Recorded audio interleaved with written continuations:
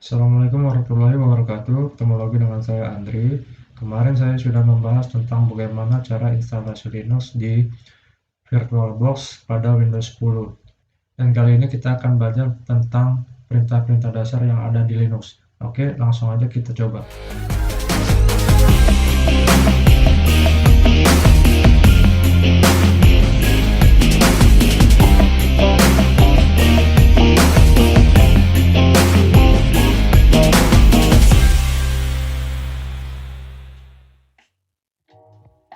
Pertama-tama kalian buka dulu VirtualBox-nya.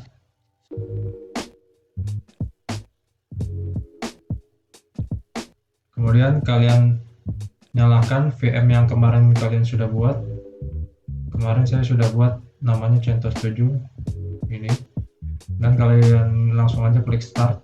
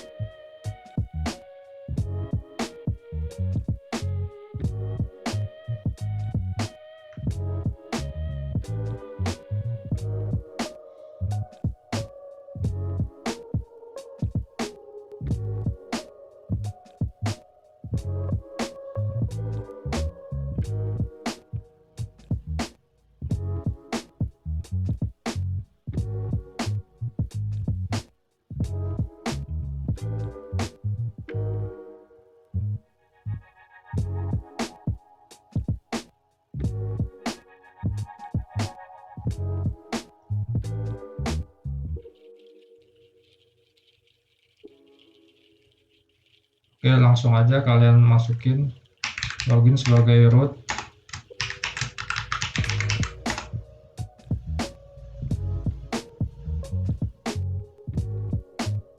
Dan sudah berhasil login sebagai root. Sebelum masuk ke praktek, saya akan menjelaskan sedikit tentang perintah-perintah dasar yang ada di Linux. Perintah atau command yaitu program yang dieksekusi user di shell Linux yang akan menginstruksikan kepada sistem Linux untuk melakukan suatu aksi. Secara umum, komen di Linux memiliki format penulisan seperti ini ya. Formatnya adalah command name spasi, optionnya apa, spasi, argumennya apa. Contoh, komennya adalah ls, optionnya min a, argumennya /home/data1. Arti dari perintah ini adalah ls itu digunakan untuk melihat isi suatu folder atau directory yang ada di folder data1. Untuk min a ini, option min a ini adalah menampilkan seluruh file yang ada di directory data1. Artinya option min a ini atau all ini akan menampilkan file yang juga terhidden di folder data1. Di sini saya akan remote menggunakan putih ya. Kalian bisa download aja di websitenya atau googling. Di sini IP-nya saya cek dulu. IP-nya 192.168.56.104. Untuk mempermudah kita remote pakai putih saja. 104.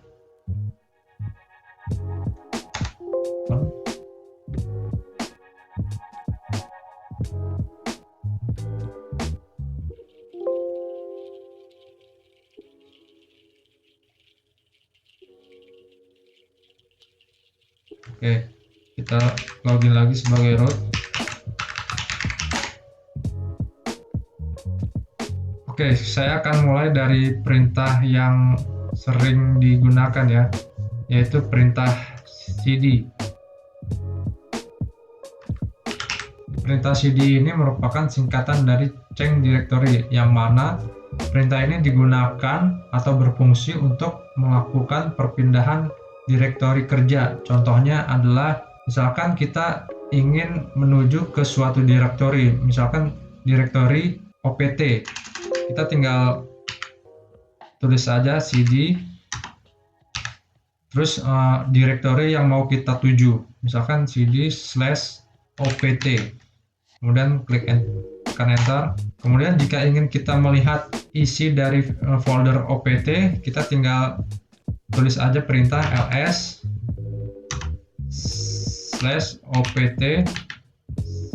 enter. Dan di sini nggak ada isinya ya di folder opt ini. Misalkan kita coba ingin lihat. Oke, kita coba ke direktori lain. Kita misalkan ke direktori var, dan kita ingin melihat isi dari direktori var itu apa aja. Tinggal kalian ketikkan ls dan muncul beberapa direktori. Untuk direktori itu dilambangkan dengan warna, biasanya dilambangkan dengan warna biru ya. Kemudian misalkan kita ingin melihat direktori log, kalian tinggal ketikkan saja ls log tab enter, dan kemudian akan muncul isi dari direktori log. Kalau misalkan kalian ingin menampilkan tanggal, jam, dan lain-lain, kalian bisa memakai option ls-l, lalu direktori yang ingin dilihat, enter, dan muncul informasi jam, tanggal, dan ini size ya, size dari filenya, dan ini adalah permission atau hak akses dari folder tersebut. Dan ini untuk user privilege-nya root. Jika kalian ingin melihat besaran atau size suatu file atau directory, kalian tinggal ketikkan saja ls -lh, lalu directory yang ingin dilihat, dan kemudian akan muncul size yang mudah dibaca ya. H ini artinya human readable, jadi gampang dibaca. Ada 1,1 kilobyte, 286 kilobyte. Bedanya kalau misalkan nggak pakai option H, dia tidak ada satuan kilobyte, megabyte, atau gigabyte. Misalkan kalian ingin mengetahui isi dari folder di luar folder var. Di Linux itu ada beberapa direktori ya. Jadi kalau kalian mau melihat Linux itu ada beberapa direktori, kalian tinggal ketikkan saja ls / enter, dan ini direktori yang ada di Linux. Jadi kalau di Windows itu contohnya kayak ada folder Windows, folder System 32, folder program files. Nah kalau di Linux ini folder bawaan dari Linux ini. Misalkan kalian ingin mengetahui posisi kalian berada, kalian tinggal ketikkan saja pwd, enter. Kalian berada di direktori var. Misalkan kalian pindah ke direktori var log, kalian tulis pwd. Nah ini posisi kalian ada di dalam direktori var log, di dalam direktori log, yang mana isi dari folder log itu adalah ini. Sebetulnya ada banyak kombinasi dari perintah ls ini.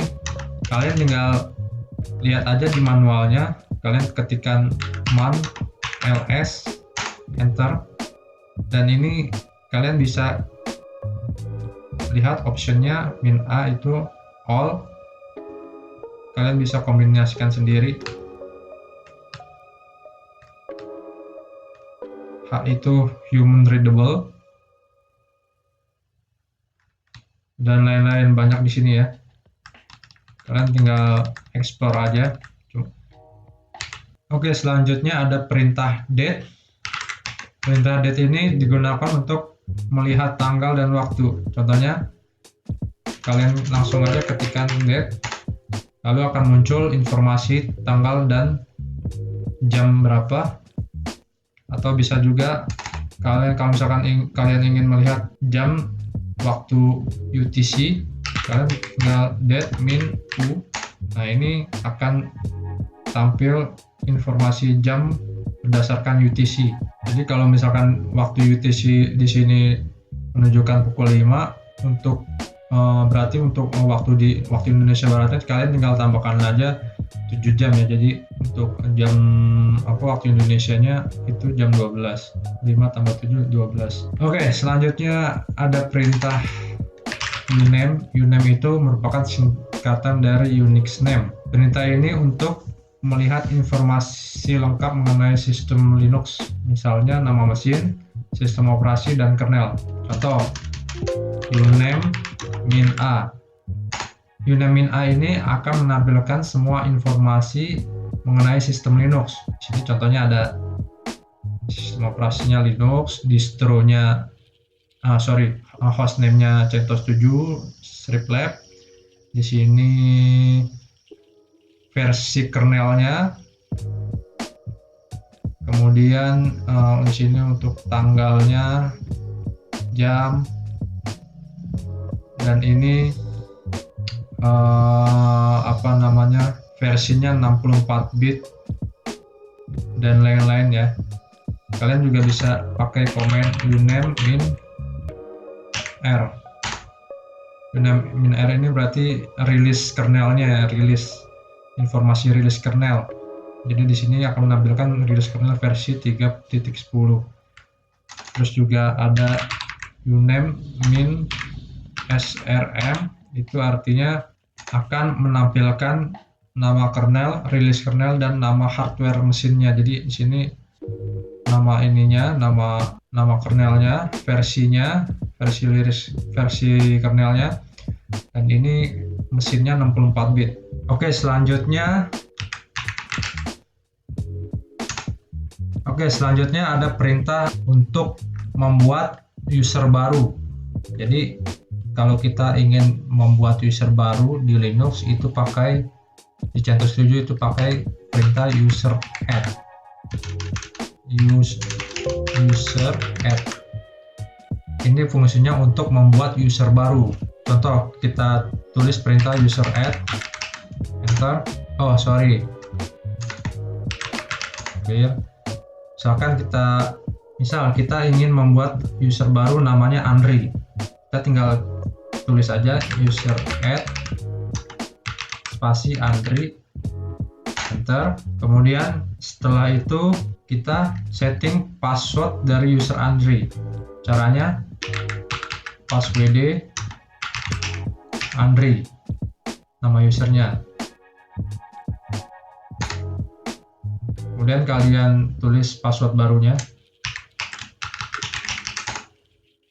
retype lagi, dan sudah berhasil dibuat ya. Sekarang kita coba login sebagai user Andri.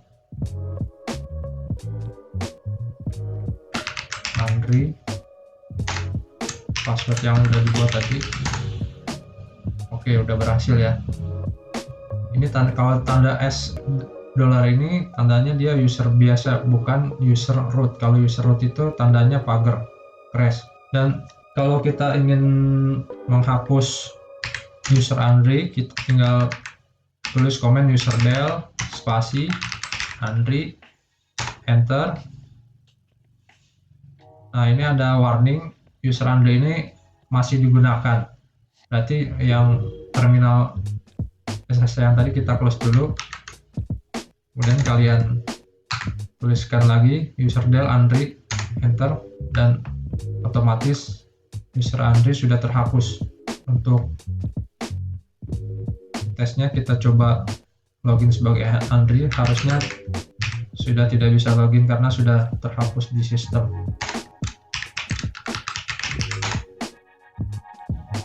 Oke, benar ya, udah nggak bisa masuk.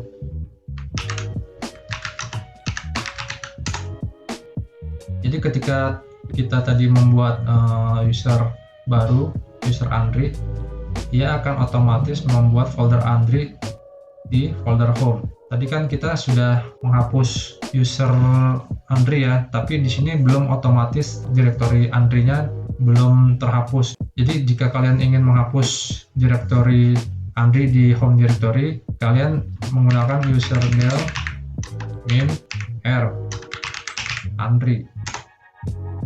Oke, coba kita buat baru. Misalkan kita buat user baru, user add spasi Budi, enter. Kita cek di home-nya udah ada belum? Oh, udah ada. Nah, kalau kita mau hapus home directory dari Budi, kita tinggal user del -r Budi, enter. Otomatis folder Budi sudah terhapus. Oke, selanjutnya ada perintah touch. Perintah touch itu untuk membuat suatu file. Contohnya touch spasi nama file, misalkan txt, extensionnya .txt, kemudian enter. Kemudian kita cek apakah udah terbuat. Oke, udah ke create nama file .txt. Bisa juga nama file gini aja juga bisa ya, tanpa extension. ls udah ke create. Oke, setelah itu perintah untuk membuat directory atau folder, kita menggunakan perintah mkdir. Contoh, kita pengen buat, kita coba pindah ke pt dulu ya, ls. Kita pengen buat folder atau directory baru di dalam directory opt.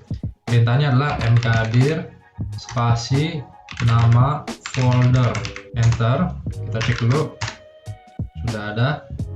Kemudian jika kita ingin menghapus folder tersebut, kita gunakan perintah rmdir spasi nama folder yang mau dihapus apa.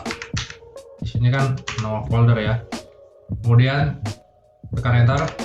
Terus kita cek lagi, otomatis sudah terhapus nama folder ini ya. Kemudian jika kita ingin membuat lebih dari satu folder atau directory, kita bisa menggunakan perintah mkdir spasi folder 1 spasi folder 2 spasi folder 3. Kemudian tekan enter, kita cek.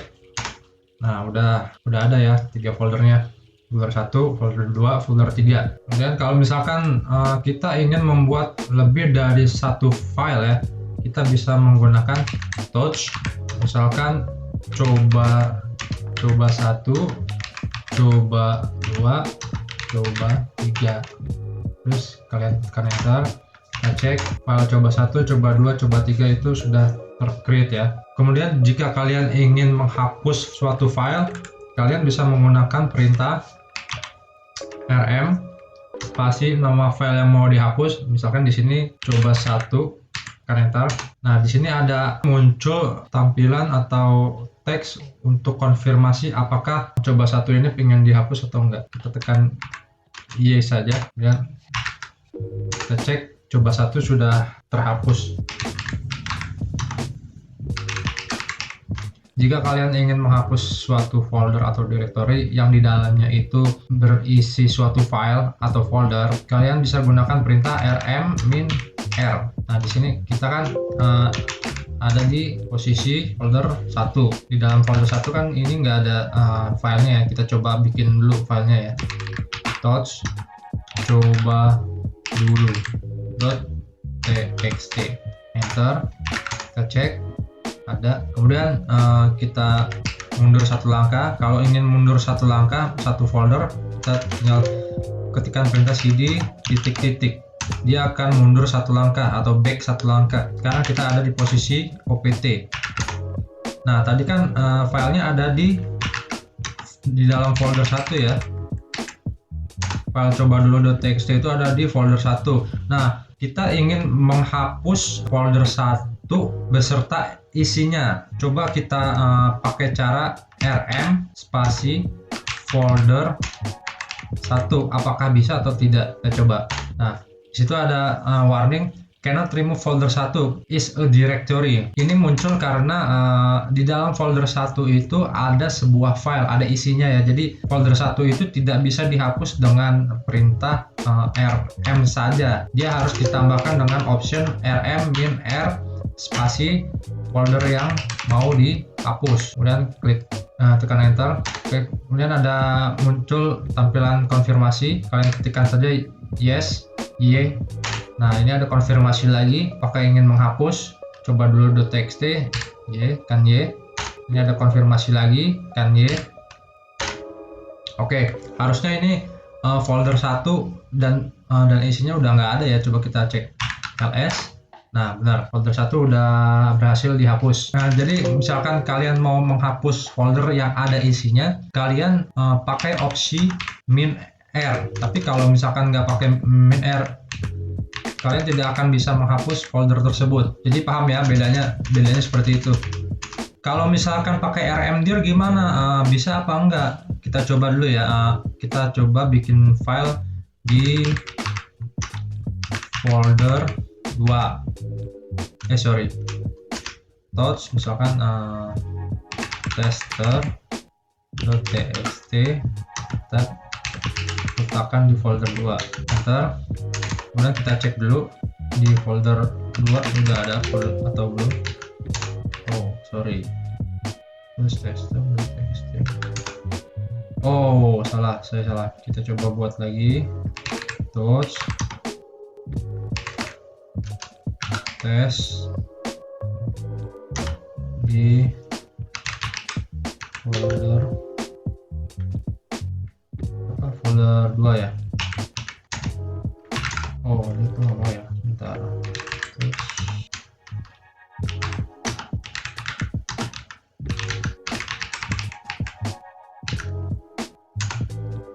oh, dia nggak mau.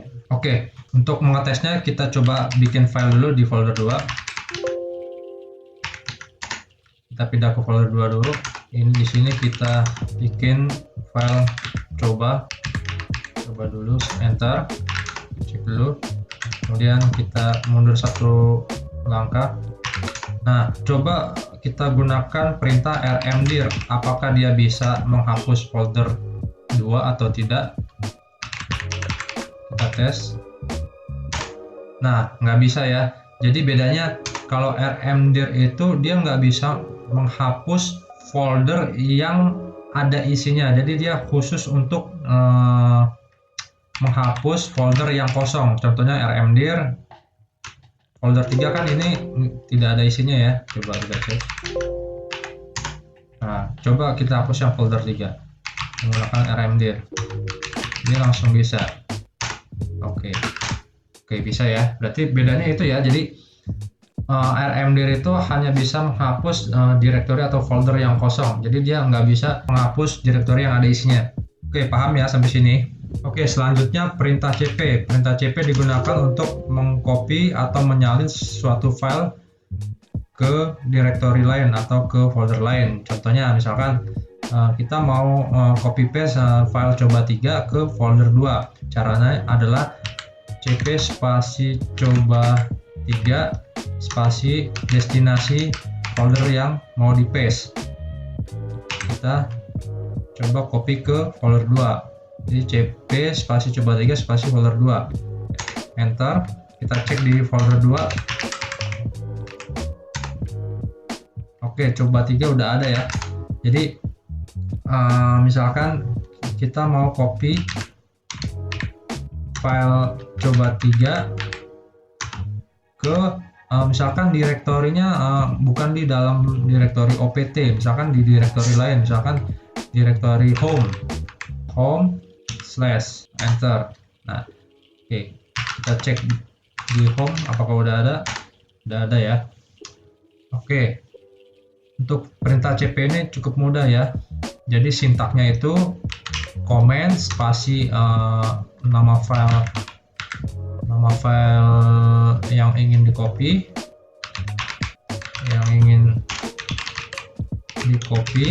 spasi tujuannya mau kemana, di copy paste nya kemana, akan ke home gitu. Jadi seperti itu.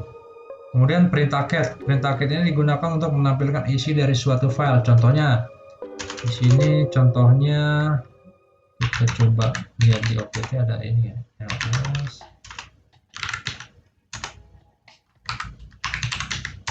Oke, misalkan di sini kita mau ngelihat isi dari file ini ya, last log ya. Kita ketik aja cat spasi direktorinya, misalkan ada di parse, terus juga log. Nah, ini file yang mau kita cetak di terminal. Terus kita tekan enter. Oh sorry, kan ini ya, jadi jangan ini deh, kita coba lihat yang lain, misalkan message. Kita mau melihat isi file dari message ini. Oke, nah dia akan menampilkan isi file di layar. Dia akan mencetak isi file di layar ya. Nah, seperti ini. Jadi kalau isi filenya banyak, dia akan mencetak semua isi filenya. Oke, sekarang kita nggak mau semuanya dicetak di layar ya. Kita pakai perintah less aja. Less, misalkan var log nama file yang mau dilihat apa, less, enter. Nah, ini dia akan mencetak isi suatu file ya. Dan di sini bedanya less sama cat itu, kalau cat akan mencetak semua di layar, kalau less itu enggak. Jadi kita bisa per layar, per halaman. Jadi ini halaman 1. Nah, kalau ingin kita ke halaman 2, kita tinggal tekan spasi aja. Nah, seperti ini.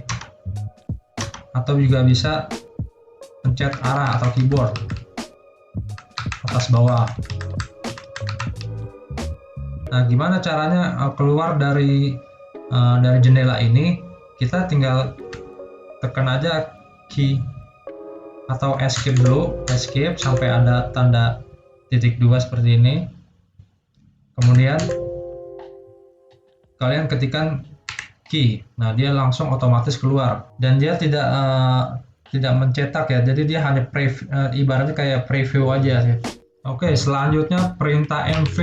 Perintah mv itu digunakan untuk memindahkan suatu file dari suatu direktori ke direktori lain atau merubah nama file dengan nama file yang baru. Contoh misalkan kita ingin memindahkan suatu file ke direktori lain. Di sini kita coba memindahkan file tester.txt ke folder 2. Perintahnya adalah mv spasi tester.txt, terus destinasinya ke folder 2, enter. Kita cek, harusnya file tester.txt sudah tidak ada di folder opt. Oke, udah nggak ada ya. Dia akan berpindah ke folder 2. Nah, ini sudah ada. Jadi mv itu ibarat cut di Windows. Kalau di Windows itu kita pakai namanya cut kan. Kalau di Linux itu kita pakai namanya mv. Mv ini selain fungsinya untuk memindahkan suatu file atau folder, dia juga bisa untuk merename ya, merename dan memindahkan ke suatu folder atau directory. Contohnya, misalkan kita ingin merename coba 2 ini dan memindahkannya ke folder 2, itu pakai mv. Jadi gini caranya. Misalkan gini, mv coba 2, terus destinasinya mau kemana, misalkan mau ke folder 2. Nah, di sini kita mau merename coba 2 menjadi coba 5. Kemudian tekan enter, otomatis dia akan pindah dan berubah namanya menjadi coba 5 di folder 2. Kita cek di folder opt dulu, harusnya dia udah nggak ada ya. Coba 2, dia otomatis pindah ke folder 2 menjadi namanya coba 5. Kita cek dulu ya. Nah, ini ada nih coba 5. Oke, jadi paham ya. Jadi mv itu bisa untuk memindahkan suatu file ke folder lain, atau bisa juga memindahkan sekaligus merename file tersebut gitu ya. Sampai sini paham ya, gampang ya. Oke, segitu aja tutorial kali ini. Kita ketemu di tutorial berikutnya. Assalamualaikum warahmatullahi wabarakatuh.